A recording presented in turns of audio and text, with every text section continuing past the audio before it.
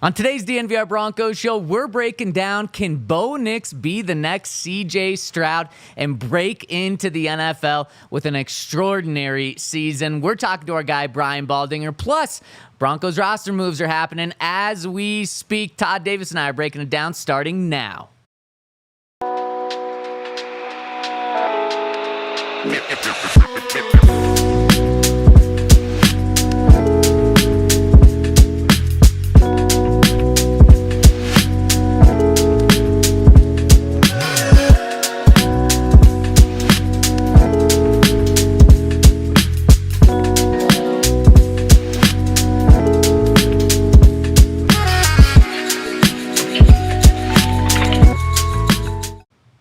Todd, tell me if you would take this season for any rookie quarterback this year. 23 touchdowns, 5 interceptions, 4,100 yards, and 63.9 completion percentage. Yeah, I'm signing up for that. Oh, yeah. Right away, I am running to the bank with that one. That's C.J. Stroud last year. Can Bo Nix do that this year? We're going to dive into it. Plus, ask our guy, Brian Baldinger. He's going to join us later in the show. But first, I got to welcome you into the DNVR Broncos Podcast, where I've got Super Bowl 50 champ Todd Davis, Zach Stevens, and you here behind the camera rocking and rolling with you today inside the Toyota Lounge here in the DNVR Bar. The Toyota Lounge is, of course, driven by your local Front Range Toyota stores. And as you hear, is pulling up right there, LFB, baby. If you want some Bo Nix Broncos swag, go get it over at store.allcity.com, where we just dropped this Bo Nix shirt. What do you think of it, Todd? I like it. It reminds me, this lady I was actually walked by today had on a PFM shirt. Oh, and so I love it's very, it. very similar to that. So, I rock with it. What do you think of TFD? I love it. You like it? Yeah. Let's rock. We need to make that. We do need to make that. So, Todd, the Broncos set their first 53-man roster. A lot of people call it final 53-man roster, including myself, but it's anything from final because moves could still happen today. In fact, moves are probably going to break in the next few minutes of if they pick anyone up from waivers, of if any of the players they cut were picked up off of waivers. And then their practice squad is going to start building literally as we are on this show over the next hour. But before we get to that news, what were some of your impressions, surprises of the Broncos' first 53-man roster that was set yesterday? As I look over the roster, my first thought is they're not as young as everybody's saying. They didn't go with every rookie at every position. The O-linemen, everybody's on their second contract. Yep. There's a lot of veterans on the D-line. Wide receivers, we have a few veterans. Linebacker, both guys are on their second contract. It's not a team full of young guns ready to hunt. It's a team prepared to win now. Yeah, they have a rookie quarterback, and they have some rookies sprinkled in at different places. Pakcers, hopefully going to get an extension, be on his second contract. I think the team, they're trying to build a team to win. They're not trying to build a team to win 3 years from now. They're trying to do what they can to help them win now, next year, and really put something together. But Todd, that doesn't fit the narrative that people want to say. Well, if you look at the age of all the guys on the roster, I don't know. Besides Bo, I don't know if there's any rookie starters. It's a really good point. I mean, let's go through it. You just mentioned it. 4 of your 5 offensive linemen are vets, yes. True vets with a lot of experience. Your 2 starting wide receivers right now, it's probably Courtland Sutton and Josh Reynolds, right? Yep. Those are vets. For sure. Very much vets. I guess your starting tight end is Greg Dulcich. And while he's not on his second contract, he's been in the league for 3 years now. So, I mean, that's not young. Javonte Williams is certainly not young, especially for a running back. And is that your whole offense right there? Pretty much. And then Besides Bo. Okay, so 1. And you are going really young at Bo. And I guess in terms of experience, you're going young at center. Yes. But to have one guy on your offensive line be young is not a young offensive line. No, not at all. So, I mean, you're spot on with that. And then on the flip side, your defensive line, your starters, Zach Allen, not young at all. In fact, getting paid very nicely, so he better not be acting young. And he looks amazing in this training camp, at least I thought. Yeah, he looks great. DJ Jones, not young at all. And Jonathan Franklin Myers, that's as vets get. And then the depth there, too, is pretty experienced. So really good point. Like you said, an inside linebacker, Alex Singleton, Cody Barton, both on second contracts. Yep. Not young at all. I guess Riley Moss, as your starting outside corner, outside Pakcers, he would be young. But, one. I mean, we've identified one right now. Yep. To your point, outside linebacker, your starters are Jonathan Cooper and Baron Browning. They're both entering their 4th season. It's not young at all. Exactly. And then your safeties, PJ Locke, it seems like he's young. He's entering his 5th or 6th year in the NFL, which is wild. Yep. So maybe a little inexperienced, but he was even a starter for half the season last year, so I wouldn't call that inexperienced. And then Brandon Jones is new to the team, but a second contract. Exactly. It's a really good reality check, Todd. Yeah, I think, we got to stop with the narrative that they're going young and just kicking everybody out the building. They did let go of some of our favorites, which we hate to see go, but I don't think this is like a super young team. They have young guys that can step in and play, but it's not at every position. You got 1 or 2 on offense and 1 or 2 on defense. The rest of the team is vets, so it seems like they should be able to put together a good season and be better than the 5.5 wins that, are projected right now. And, it's kind of funny because George Payton, we talked to him right after the cuts were made, and he was asked about going young on this team. And he kind of had, without being as strong of an argument that you made, he kind of pushed back on that idea. He was like, yeah, as Sean said, we're young and hungry, but look around the team. And he pointed to a lot of the vets that are starting. He said, we are young, but we have a lot of experience at certain positions. Yep. Maybe he just should have said at all positions, we have a lot of experience. Pretty much. I guess, even at the quarterback position now, that one's kind of mute because you really only play one guy. You hope you only play one guy. So yeah. I guess you can say the Broncos are going really young at quarterback, and that's fair. But that's a really good point. And George then went on to set expectations high. He said, you do look at the future when you're building the team, but we put this 53-man roster together to win now, to win in Seattle, to win week 1. And we want to win now. The ownership wants to win now. Sean wants to win now. George wants to win now. And that is something that has been very clear from the top of the organization down. After last season, Greg Penner, when we talked to him, he came out and was very strong about how we're not going to rebuild. We understand Broncos Country wants to win now. Yep. Well, we want to win now even more than that. We know Sean Payton, he has never truly rebuilt. His worst season he's ever had as a head coach is 7-9. That's insane for a coach that's coached for 16 seasons. He took a team that was completely a mess last year and got him to 8-9. Is that where Broncos Country wants to be? No. But is that a promising start for Sean Payton? I definitely think so. So nothing in the ownership's brain or Sean Payton's brain says, yeah, we're going to rebuild. No, they're ready to win now. And I think that there's a difference between winning now and then going for it all. I think if you look at what the Rams did a few years ago, they had the team, they went and got all the vets. They were at capped out, you know what I'm saying? But they were trying to win a Super Bowl that year, and they did it. But I think there's a difference between, those two times, I guess you could say, for an organization. But I think we are in a win now phase, and at some point when this Russell Wilson fiasco clears up and we have the money to do it, I think that's when we'll get into now we have to win a championship now. Right. And then that's when you go trade a second and a third round pick for the Von Miller that's out there, the veteran pass rusher to take you over the single top. Piece you're missing. Exactly. Yep. Just like the Rams did. And I think you identified exactly when that's going to happen. Next year, you might be, really pushing for a deep playoff run if things go right this year, especially if you get kind of the Houston Texans year this year. Or next year, you're really pushing, and you're saying our expectations are definitely make the playoffs. Yep. And you still have Russell Wilson's contract next year. But then the following year, you don't have his contract, and that's when it's Bo's third year. That's when it's fair to expect a quarterback to really be competing, if he's successful, to be competing for Super Bowls.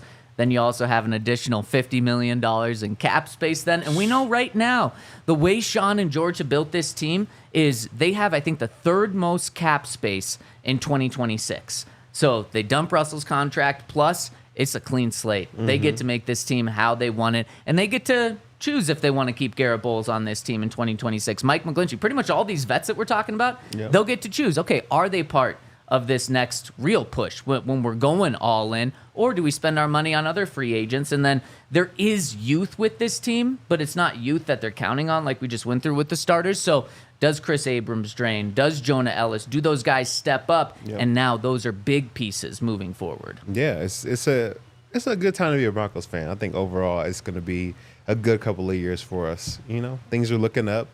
Put the team together. I mean, let's see how they do this year, but I really feel like they're going to surprise a lot of people. From being around the team and the organization, this team is not sitting down for anybody. Like, they're going to go in and punch you in the mouth and give you their best punch every single quarter. They're not going to quit. They're not going to stop. I think they're ready to go. I heard that, I don't remember where I heard this from, but during training camp, Sean just couldn't believe that the over-under was set at 5.5 for the Broncos. And he just thought, obviously all coaches, I'm sure, are confident in themselves and their team, but he was just flabbergasted. I mean, and you look right now, the Broncos have the second longest odds to make the playoffs. The Patriots, I think, are at plus 1,000 to make the playoffs. The Broncos are the second highest odds after that at like plus 700 or something like that. I know internally Sean is just like flabbergasted. Do you think did I hear properly? Like, is he really does have different expectations than the outside? Yeah, I mean, his thought process is like, I've never won 5.5 games. Yeah. Why would I start now? Like, it doesn't make any sense. I've had worse teams and still was able to put together a better record than that. So, you're telling me I got the quarterback. You got to tell me I drafted the quarterback I wanted, and then went and beefed up my defensive line and got better at wide receiver, and we're going to be worse than we were last year. Are you crazy? Yeah. So I totally understand how he feels. Yep. I love that, Todd. The Broncos just made their first, I guess, official move on the practice squad. And Todd, I think it's a guy you are going to like. I want to throw that name at you. Actually, a couple of people are starting to sign on the Broncos practice squad. Want to throw those names at you, see what you think of them. But first, I got to give a shout out to our friends over at Toyota. Of course, we're inside the Toyota Lounge right now. And if you want a car, you need to check out your local Front Range Toyota stores at a location near you where they've got so many, and they've got so many different types of cars, like the all-new 2024 Tacoma and the return of the 2024 Land Cruiser, which just dropped this spring. Plus, of course, they have the classics like the 4Runner, the RAV4, the Tundra iForce Max. Now they added a hybrid engine to that to give it even more power. There's 16 different hybrid vehicles to choose from over at Toyota and 17 different models with available all-wheel drive or four-wheel drive like the 4Runner, of course. So if you want to get a new car, used car, check out our friends over at Toyota at one of their Front Range Toyota stores near you. AutoNation Toyota, Arapahoe and Centennial, Corwin Toyota in Boulder, Groove Toyota in Littleton, Mountain States Toyota in Denver, Stevenson Toyota East in Aurora, and Stevenson Toyota West in Lakewood. Toyota, the official automotive partner of the NFL and the official vehicle of DNVR. Shout out to Game Time. Game Time is really the only place we buy our tickets, and not only tickets for football games, but they have basketball, they have music, they have theater, they have comedy, anything you like to do to get outside and go to live events, they definitely have you covered. And specifically, if you want to go see the Broncos here at Mile High against the Steelers at their first home game, I think that's going to be a great game to go see. I don't know who the starting quarterback is going to be. They haven't announced anything yet, right? No, they haven't. Oh, well, Mike Tomlin said he'd do it at the end of this week. I feel like that's still crazy to me to be, that deep in your career and you're battling for a position. So it is what it is. Everybody goes through something. So check out Game Time. They're going to have the best prices, and the longer you wait to pick up your tickets, actually the better the prices get. So they definitely want to have you covered. You can take the guesswork out of buying tickets with Game Time. Download the Game Time app, create an account, and use the code DNVR for $20 off your first purchase. Remember, terms apply. Again, create an account and redeem code DNVR for $20 off. Download Game Time today. What time is it? Game time. Come on now. Let's go, baby. And it's game time for the Broncos practice squad, where Thomas Yasman is going to join the practice squad. Will Sherman is going to join the practice squad. And Todd, I think a guy that you were really impressed with, Reese Taylor, is joining the practice squad. Yeah, I think that Reese had a good camp. He's a young guy, but I think he showed a lot of promise. Like, he just has kind of those intangibles that we talked about, like with J-Mac. It's just some of the plays they make. I remember, a big pick that he had in a 2-minute drill against Green Bay late in the practice. Like, he's just a guy that makes plays. He's physical. He's just a good football player, man. He's instinctive. I think he really will be a good, producer for this team once he gets his shot. I love that. All right, before we jump into the quarterback conversation, Todd, you said something yesterday when I mentioned the joint practice with the Packers. You were kind of like, oh, man. From my perspective, it seemed like the Broncos just handled the Packers on both sides of the ball, really, specifically at the end of practice when it mattered the most. Was that kind of the feeling inside, too? Heck yeah. It was a slow start. Yeah. They definitely had our number in 7-on-7. But I think that I always talk to the linebackers like, the team's going to go as you go. So I think you saw Alex Singleton make a big hit in the first team period. Then he gets a pick later on in the next team period, and that kind of just shifted the whole day. And after that, it was just completely clamps on the Green Bay Packers, and they couldn't do anything. No, and at the end of the game, or at end of practice game scenario, I don't think they got a single first down on the offensive side, and they had 3 opportunities. Yeah, and then we ended it stopping them on 4th. Throwing that PS2, I don't even know why you do that. And then we got 2 more picks to end the day. I mean, come on now. It's complete clamps. Do you think the Packers are a playoff team? Like, do you think they're good?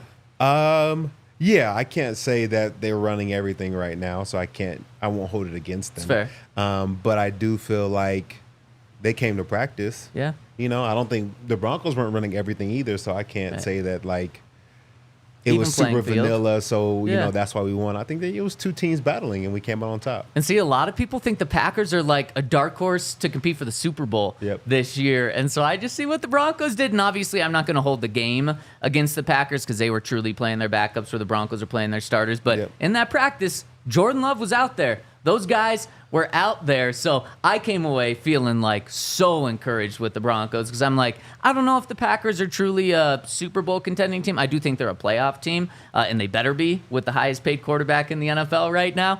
But I came away from that being like, man, that was really impressive by the Broncos. So I'm happy I wasn't the only one seeing it, or it was just the outside seeing it. No, I think it is great to see like how the team responds, not just against the Packers, but just in general. Like, I felt like they kind of got punched in the mouth that first period. Like, I think, 7-on-7 was like 12 plays. I think they completed 11 passes. Like, they were just rocking and rolling. And, some of the older guys just kind of stepped up like, we need to pick it up. And sure enough, they did. So I think that when you have that kind of resolve and mindset, I think that's what carries you over to be able to win those late games when you're down by 3 with, 4 minutes left and you guys find a way to get a stop on defense. Offense goes down and drives the ball and gets a score. It's because you've learned that you're never out the game and you always feel like you're going to fight to the last second. And if things aren't going your way, I think this team is ready to, like, turn it up, pick up the tempo. I love that. I'm ready to run through a wall right now, Todd. You got me ready to go. We need to fire up that Chiefs video that you had.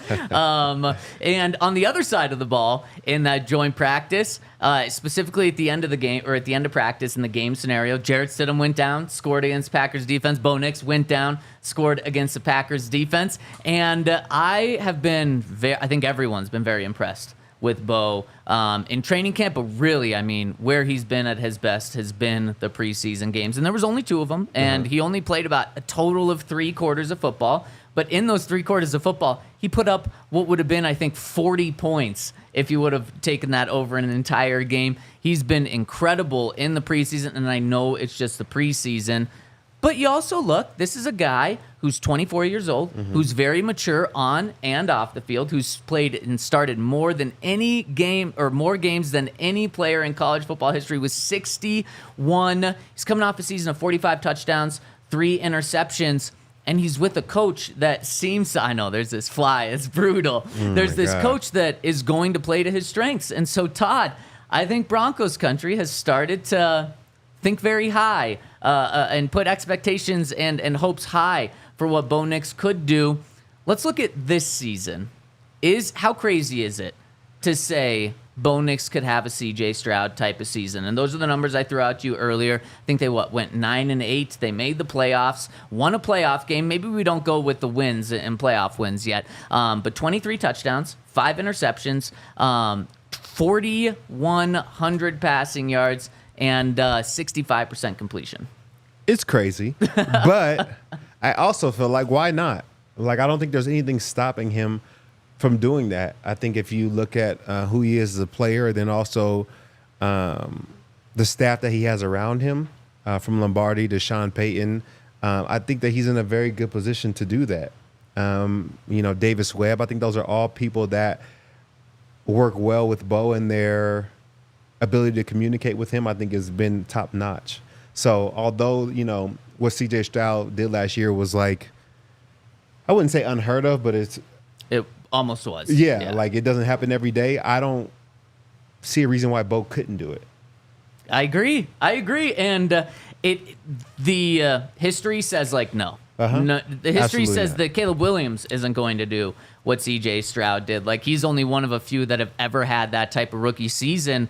But when I look at this group of quarterbacks this year, I might make the case that Bo has the best chance to have that type of season this year. Maybe not be the best of the group in 10 or 15 years because people think Caleb Williams is special. I really like Jaden Daniels. But when it comes to this year specifically, Bo had 15-1 touchdown to interception ratio last year. I get it. It's college. It was an offense that is really designed to minimize risk. But that's what I've seen Bo do this offseason in training camp and in the regular season. He does not throw bad passes, or he doesn't make mistakes, like big mistakes, turnover-worthy mistakes. He might not always be the most accurate, even though he's pretty darn accurate. He might not always find the right read on a play, but he is rarely finding like the wrong read and throwing it just straight to a defensive back. So I think if we're looking at like touchdown to interception ratio, where CJ was almost 5-1, which is insane for any player, especially a rookie. Yep.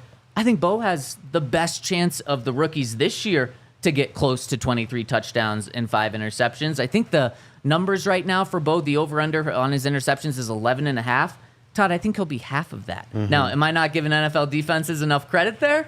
A little bit, yeah. You're shortchanging them just a little bit. The thing I'm most excited to see from Bo is just his ability to adapt on the run. I think in the preseason, specifically, like what the defense shows you is what you're getting. Like if you single high safety, you're usually getting like cover 1 or cover 3. Like they're not changing it mid play. But as soon as you hit week 1, everything's changing. Like it's going to go from 2 safeties back there to 1 safety in the snap. Now it's going from a cover 2 concept to a cover 1 concept. Like a lot of things change on the fly, and that's what I feel like I want to see Bo be able to handle, to start the season or early on in the year.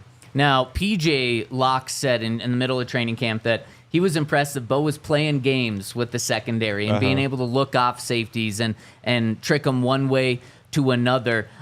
Is that something that's going to change in the regular season? Like, will safeties not allow that to happen anymore, or is that a trait that can really translate into week 1? No, that's important, especially for, being able to drive safeties or linebackers out of a zone you want to attack, being able to look them off with your eyes, knowing kind of the defense that they're in so you can go back and attack the spot they just left from.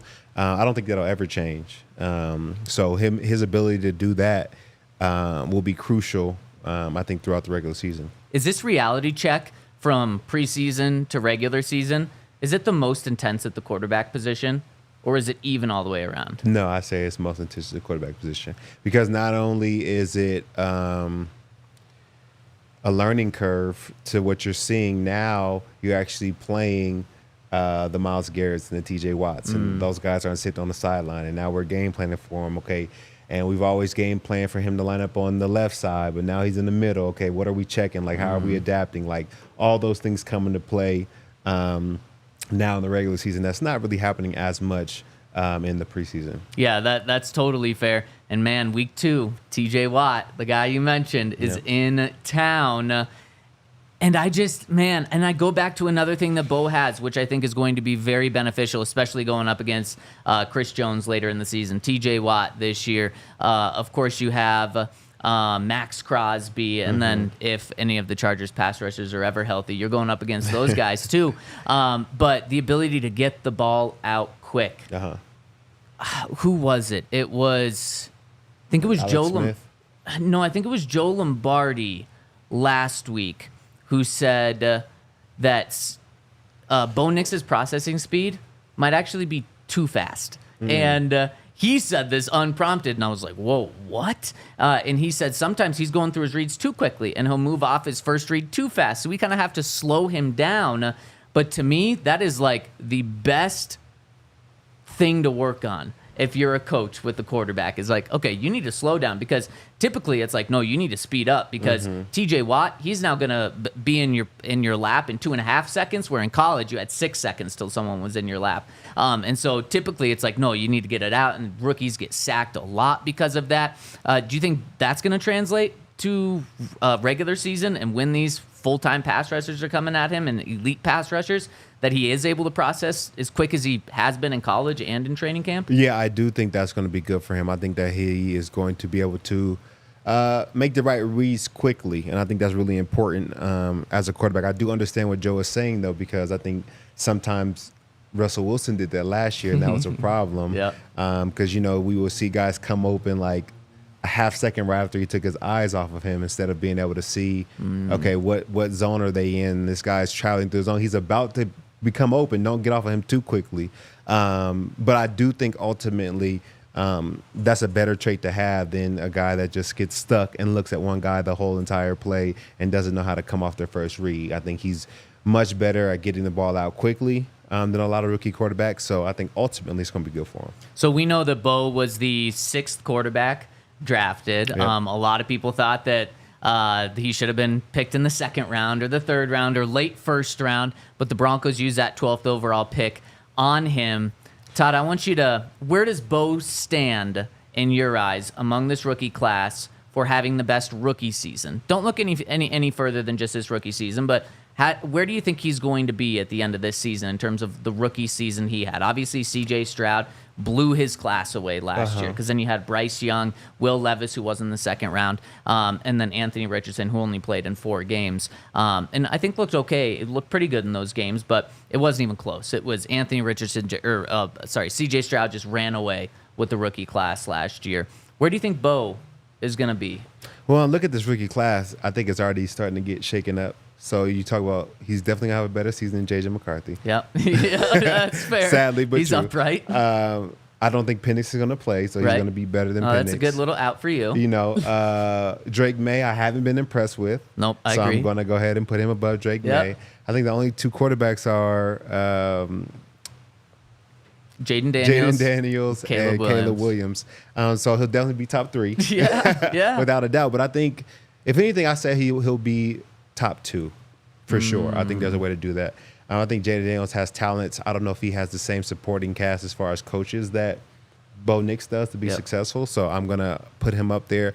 Caleb Williams, I think, is maybe going to have a good year. I think he has so much talent around him that it's going to be hard for him to not have a solid year. Yeah. I think there's times he's just going to be able to throw up to Keenan Allen or one of the other many receivers he has and just trying to make a play. Yeah, I think Caleb Williams' stats are going to be pretty wild. Yeah. In every category. I think he might have 15 interceptions and lead the NFL in interceptions, but he also has 30 touchdowns, and so it will be viewed as a success. He'll probably have 4,000 yards, be the first quarterback in Bears history to have 4,000 yards, which is insane. But I think in terms of like touchdown interception ratio, Bo Nix is going to be 1. I think in terms of yards, he's going to be 2, right behind Caleb Williams. And touchdowns, I'll put him 2 again behind Caleb. So I like it. He's going to be top 3, and he was the 6th quarterback drafted. So easy success right there. I want to ask Brian Baldinger this, who obviously has a little more national of a perspective. And before we ask Baldy, I got to give a shout out to our friends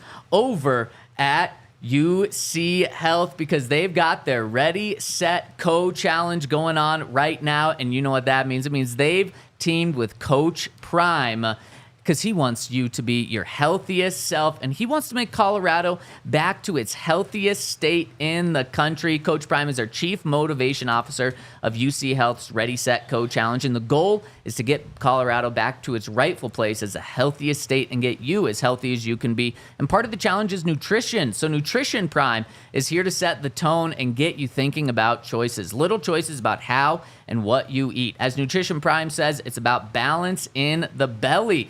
We're not talking about Quinn Miner's belly. We're talking about your belly, which means you don't have to go on some crazy strict diet, just daily choices that will do the trick. So if you want to get involved with Ready, Set, Co's challenge, go to uchealth.org/ready-set-co. That's uchealth.org/ready-set-co. Co. And if you are what you eat, making small choices every day, and over at uchealth.org/ready-set-co, they're going to give you the tools that you need to be that healthiest self that you can be. And shout out to Premier Members Credit Union. We know that times are tough right now, and a lot of Americans are living paycheck to paycheck. And if you are one of those people, you should check out Premier Members Credit Union.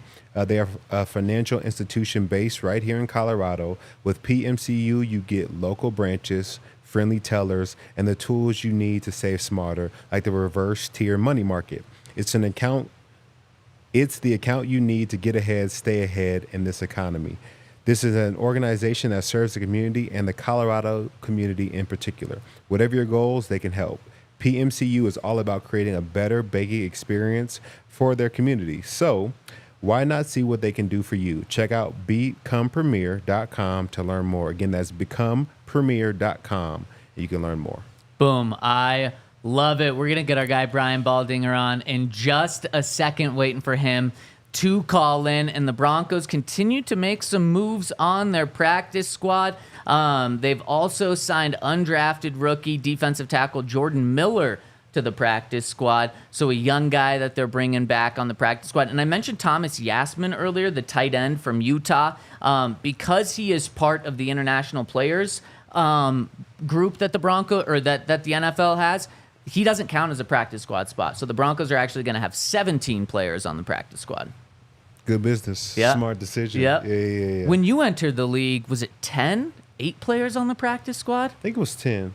And so they've almost doubled it now. Yeah, 53 to 63, yep. And now they're making it so it's really an extension. It's like a 69-man roster now because, as we talked about, you can have 4 players go up and down, or you can have 2 players go up and down from the practice squad to the game day roster 4 different times throughout a season. You can do that with as many players as you want. So you really can use that. And that's why the Broncos moved on from Lil Jordan Humphrey yesterday and Michael Burton, is because they pretty much had an agreement in place. Like, we're going to bring you back on the practice squad. And for the first 4 weeks of the season, you're going to come up and down. And then we'll unfortunately, someone's probably going to get hurt. So then we'll just move you up to the roster after that. Yeah, I think times are changing. I don't know. I think I probably would have still been a Saint had that been in place. So thank God that wasn't in place. You're still a Saint, Todd. Oh, thank you. Yeah. I appreciate that. Somebody in the comments called it the G League for the NFL. Oh, I mean, because there is no G League like that. Like, do you think the XFL and any of those other leagues are going to ever turn into true feeders? I don't know. I think there's been a couple guys. I think there was a guy on the Broncos roster who was just from the XFL, the outside linebacker this year. Yeah. So I think to some extent, but it's tough. I think right now, the guys that come from Canada do the best job in the NFL. The guys that get a chance from the Canadian Football League. So maybe. Yeah, I think so too. And speaking of Michael Burton, he is officially signing to the Broncos practice squad. And this is something where, if you have a coach that players trust, you can get things like this to happen. Where the Broncos did it last year, I think, with 3 different guys in a little different form. They cut them and said, we just have to get other guys through, put them on injured reserve after the 53, then we'll sign you back to the 53. And those guys had to trust them. The Broncos had to trust those guys that they weren't going to go out and sign with a different team. And those guys had to trust that the Broncos were actually going to re-sign them. And Sean Payton is a trustworthy guy. Sean Payton is a guy that players really like. Todd, I mean, you know that better than anyone. Yeah, I love Sean. And I think it's always tough as a player, too, because the best case scenario for you is to stay with the team that you've been with for the last month and a half. And, you don't want to have to move your family. You don't want to have to, get your car shipped and do all that crap. So if you have a good relationship with the head coach and he's telling you you're going to bring you back, I think that's the best case scenario for you. So guys would love to stay with the team that they've been with. Yeah, exactly. Especially veterans, I have to imagine, especially at the fullback position, where you're talking about a dying position, just a position that's not used as much. How would you classify the fullback position? what's the word? It's like a antique. Oh, I like that. Yeah, I like think that. that's what it is. You hear? Where it's still nice, you can we dust go. it off. I mean, the chair still works. You might have to stain it, but it's still useful. And some are better than others. You know? Some are more valuable than others. And speaking of the most valuable, we've got our guy Brian Baldinger joining us right now. Baldy, how's it going? Things are going good, guys. Real good. I got a couple details I'm working on here on this trip down to Brazil for this game down in São Paulo next week. So, it's been it's a fun process right now. Oh, that is incredible. We're 8 days away from the NFL start, 9 days from that Brazil game. I can't wait. And a big reason Broncos Country can't wait is Bo Nix. And Baldy, we were looking at expectations for Bo Nix for his rookie season. From a national perspective, how crazy is it to say Bo Nix could have a C.J. Stroud type of rookie season? It's not crazy. I mean, nobody was talking about the Houston Texans at this time last year. Nobody knew who Nico Collins was. Nobody knew that Tank Dell could, be the ultimate slot little toy that it became, or that Dalton Schultz would impact. Like, nobody really knew. Nobody knew Devin Singletary would have the year that he had. So all that is possible. I think the thing that would be encouraging that might lead people to think like that without really knowing what the future holds is just the relationship with him and Sean, and just how it looked in that last preseason game, how it kind of grew throughout the preseason to the point where he's a starter now. You feel a little bit more confident and comfortable that could happen, and the guys around him could play at a higher level because of his accuracy, his ability to see the field. You mentioned some of the weapons that C.J. Stroud had last year to have the year that he had. I was going to ask you, as you look at the Broncos roster now and the 53 that they came down to, do you think that Bo Nix has the firepower similar to C.J. Stroud to have a year like that? Well, I mean, you start at the running back position with Javonte and Jaleel, and the rookie from Notre Dame, Estime. Like, okay, that seems pretty good to me. And then if you look at the receivers right now, they kept two rookies, of course, Troy Franklin and Devon. And then you look at what they have, and I don't think anybody knows what Miles can be yet. But you have to kind of consider what they can do at that position right now. I mean, Cortland Sutton has always, in my mind, been a number one wide receiver just because of what kind of guy he is and his length and his ability to go win contest type footballs. But I think the receivers right now, I wouldn't say that they were any different than what we saw in Houston a year ago, and some of the guys that exploded with C.J. Stroud getting them the ball.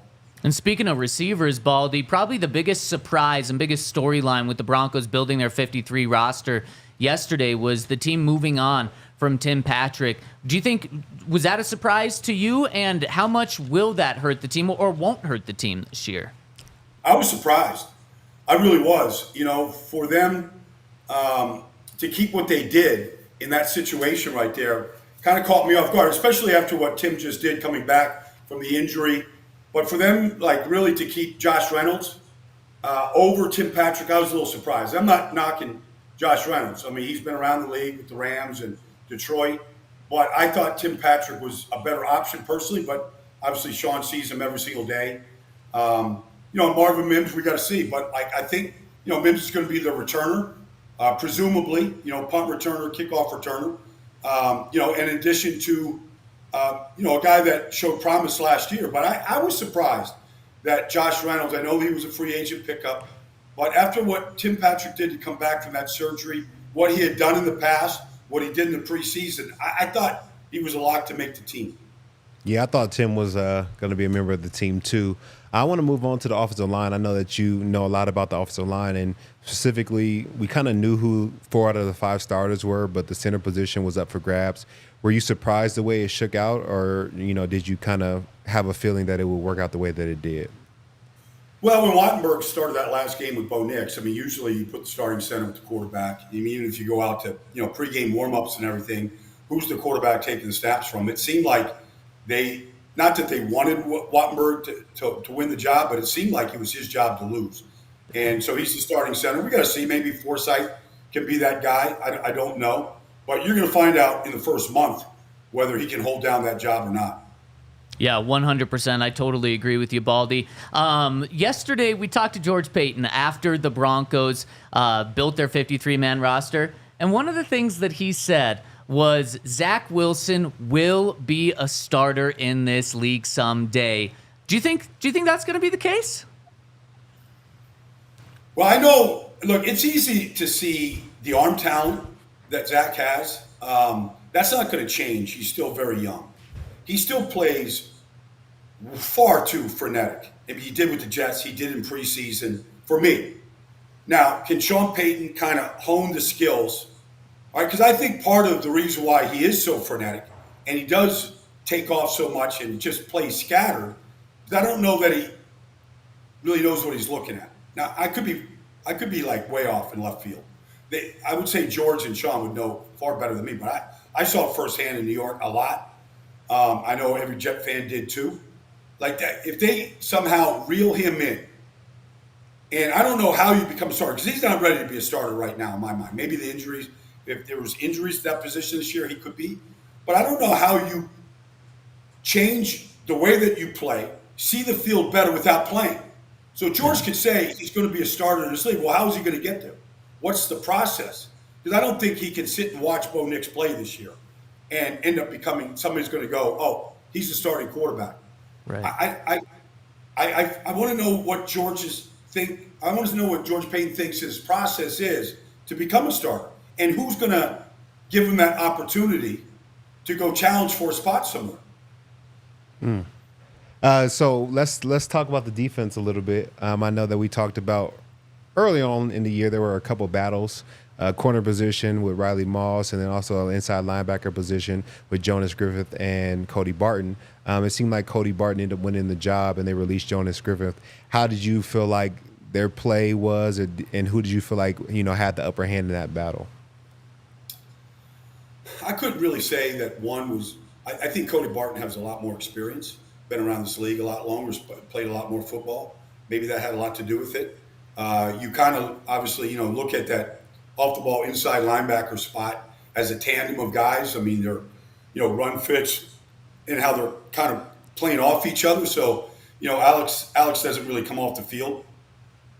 So I think, how whoever would play better with Alex, and maybe they just thought Cody was, but I couldn't tell you by just watching preseason game films that one guy was head and shoulders above the other. Totally, Baldy. And I want to take a big picture look here. What's the X factor? Who's the X factor for the Broncos this season?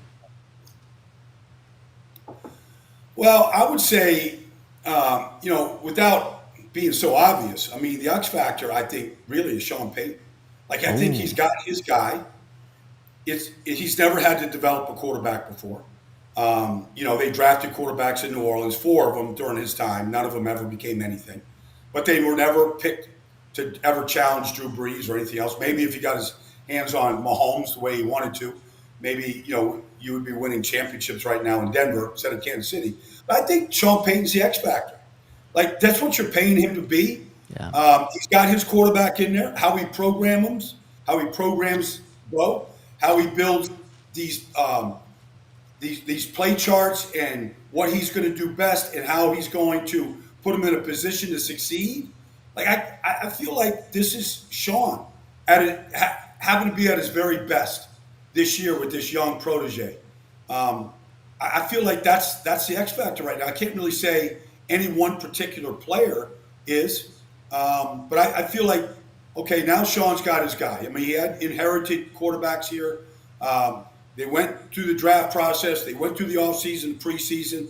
Now he's got his guy for the first time in his coaching career. Let's see how he builds these game plans right now. Yeah, I agree that Sean is the X factor, and it's really, I think his expertise comes into play because he allows guys to do what they do best.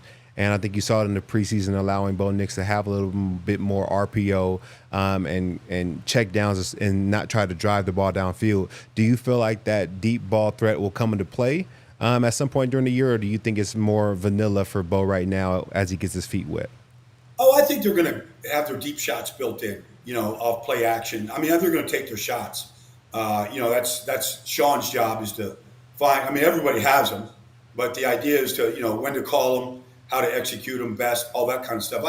I was in the studio with Gerald McCoy last week when Bo Nix was playing. And, he was in Tampa when Sean was in New Orleans for most of his career. And he was just saying from a defensive standpoint how difficult it was to prepare for Sean Payton's offense. Only because the ball was like, he was he was a great defensive player. But he knew the ball was coming out in 2 seconds. Mm-hmm. And he was rarely ever going to get a chance to get really Drew Brees on the ground. And I feel like that's part of the magic is, okay, like they had a 2-man game, with Kamara and Michael Thomas that literally, and maybe you're going to see something like that with Javonte and Cortland, who knows, but, or maybe it's Jaleel, whoever, but like sometimes he'll just wear you out with some things that are so simple, but so difficult to defend. And as a defensive lineman, so difficult to really impact the quarterback. I feel like Sean's going to figure some of that out with the personnel that he has right now. I love that, Baldy. Final football one for you here. What's a successful season for the Broncos this year on the eve of the year starting? Well, I mean, look, Kansas City has won the division 8 years in a row. I mean, outside of the Patriots in the AFC East, nobody's dominated a division like this. So I don't think the division is up for grabs. I mean, still think it's Kansas City's division. But I think fighting for second place is a winning season. I think winning 9 games is a winning season, especially with the rookie quarterback. I mean, think about it. What did Houston win last year? Was it 9 or 10 games? But it took Jacksonville to lose 6 out of the last 7 and collapse for them to win the division. So, and we're all raving about C.J. Stroud, as we should. But, if they win 9 games this year and they finish second in the AFC West, I think I think on all accounts, especially with the draft capital that they don't have, the money that they don't have, especially under how they've been curtailed by what they can do, that would be a winning season in my mind. I totally agree with you. Baldy, we love having you on. Do I see some Baldy's merch on you right now? Absolutely. I mean, we're seeing hoodies, we're seeing hats, we're seeing coffee mugs. Like it's all Baldy's breakdowns all the time right now. Oh, man, that means it's football season. I love it, Baldy. Thanks for joining us. When do you take off for Brazil? I'm leaving next Tuesday. Oh, man. Next Tuesday evening to Rio Wednesday morning. Going to spend a day playing around Rio and then heading down. Got to do a pregame show for the NFL Network on the field down there. Do some things with some of the fans. It's going to be a rowdy World Cup atmosphere, man. I can't wait. Oh, man, that's going to be awesome. Maybe we'll be able to catch up with you down there. Safe travels regardless, and enjoy the first few NFL games. We'll talk to you soon, Baldy. Okay, you guys, Zach. Take care. Man, love Baldy. Going down to Brazil for that game, that is so cool. That would be a wild place to start a season. Yeah, that would be fun. If the Broncos ever get to go on another international trip, count me in for sure. Oh, absolutely. I could see Mexico City happening next season potentially. And the what? Mexico City is the dumbest place in the world? In my opinion, because they have quesadillas. Their quesadillas don't have any cheese on them. What are you talking about? So in Mexico City, if you want a quesadilla, you got to ask them to put cheese on them. What's the quesadilla without cheese? It's a quesadilla according to them. Like they put meat in it instead of like cheese. You gotta ask taco, for it. My guy. That's what I'm saying. That's why I hate Mexico City for that one reason. But that's just a Mexico City thing?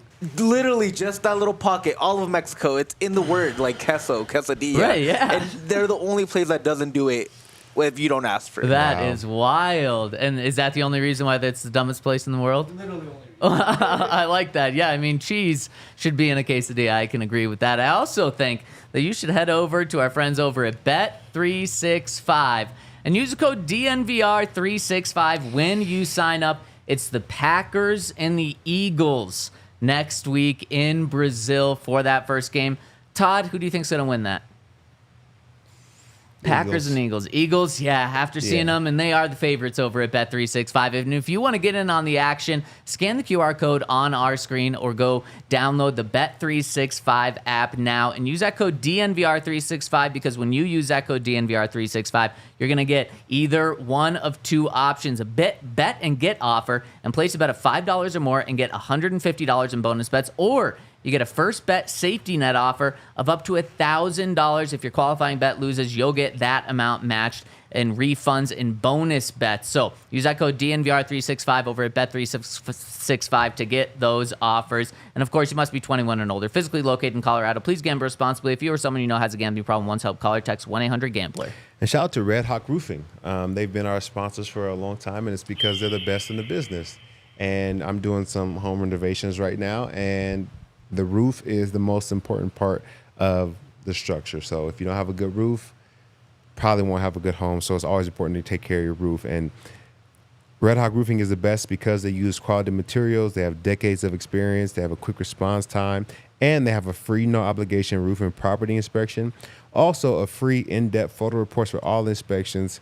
Hail season is here, so don't wait to take care of any issues before the big storms hit. Winter is coming, so make sure that your roof is intact. And if you're looking for a new roof over your home or business, be sure to check out Red Hawk Roofing at redhawkroofing.com or call 720-771-8921 and tell them that DNVR sent you. My goodness, we are getting tons of practice squad news, fast and furious. Tyler Badie joining the Broncos practice squad.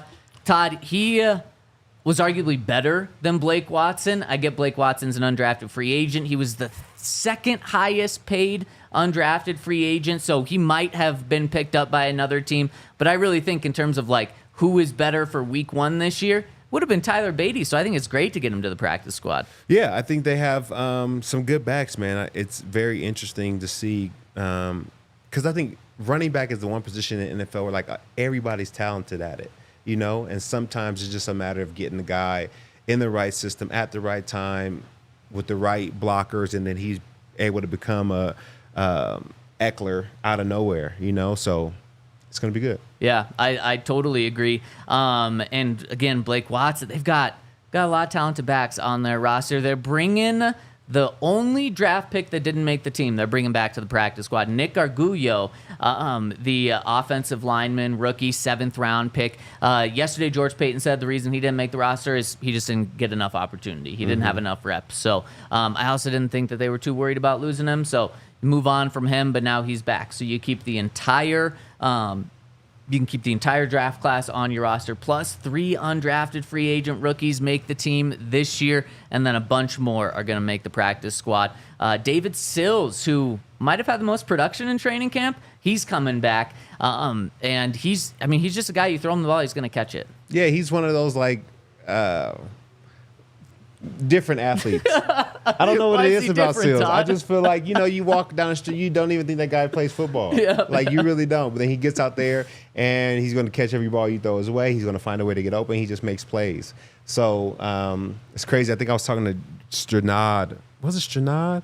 And he played Sills in college, and he was just like, he just torched us. Wow. He just torched us. So he's a phenomenal player, man. I think he's good. Yeah, I love that. And then also another guy that's making the practice squad, Michael Badie. Maybe one of those guys that doesn't seem like a football player just on the street. Well, I mean, you know he what I'm probably saying? looks like me. He's my size. Yeah, he's a little stockier, but you know what I'm saying? Well, I'm trying to get there. Okay, I see you. No, but Bandie's good. He's shifty. He was on the practice squad last year. I think he's a good player for them. Yeah. DeMontre Jacobs also went to the Patriots. Yes. And Elijah Garcia to the Giants practice squad as well. Yeah, there you go. So Broncos lose Elijah Garcia, and for the first time in years, I don't know how many, but it's been a long time, the Broncos finally had a player picked up by another team on waivers. And you might be saying, well, that's not a good thing. Well, you don't want to lose your guys, but it also means that finally you have enough talent where when you move on from someone, he's actually wanted somewhere else. Like, it's great to bring all the guys that you cut back onto your practice squad, but it means no one else wanted them bad enough to put them on your 53-man roster. And maybe other teams just don't know the guys you have, but this is a sign of a deep roster. And it was just one guy, but it's a good start. And he was a good player. We talked about him potentially making the team. Yeah. I wasn't in all the O-line meetings, but from what I saw on the outside looking in, he looked like he was doing a job, and he looked like he did a good job with it. So best of luck and success to him. Yeah, totally. I mean, a young guy with a lot of traits who did play well, and I think we might have had him on the 53 over Frank Crum, but the Broncos probably went with upside with Frank Crum. At least that's what George Payton explained to us yesterday was we really like Frank Crum's bend and his power to speed ratio, and they also did think he was progressing as training camp went on. So Broncos lose someone there. Sam Mustipher is signing with the Chargers, so the Broncos are going to lose him as well. And just like that, within 24 hours, the Broncos have their 53, and their practice squad is almost full as well. Before we get out of here, and if you want to continue to follow the Broncos practice squad moves and any other roster moves, go to thednvr.com, where we've got a tracker going on with all your updated information. It'll be at the top of the page right there. Before we get out of here, though, we got to talk to our friends in the Super Chats. And Jordan, chiming in again. Jordan, you've been awesome these past couple of days, chiming in with the Super Chat. He says, Knicks over 4,000 yards, over 26 touchdowns, 36 max, less than 8 interceptions, leads rookies in all of those stats and completion percentage. Plus, he's adding 300 rushing yards and 5 rushing touchdowns. That sounds like a man who's put a bet together. I think he's definitely placed the bet on those odds for sure. Oh, man, he's going to be rich if those big hit, money, too. Yes. He'd be in the MVP conversation. 4,000 yards would be top 5 in the NFL. 26 touchdowns, max of 36. Max of 36 might actually lead the NFL, especially if he adds 5 rushing touchdowns. Yes. We might be looking at an MVP and Bo Nix there. I love it, Jordan. And final one from Jordan says, okay, hot take. Well, half lukewarm hot take. Broncos this year will be the Houston Lions, or is it the Detroit Texans? The Texans, the steal of the draft at quarterback, and the Lions make the conference championship. Woo! Broncos make the AFC championship game with Bo Nix being the steal of the draft.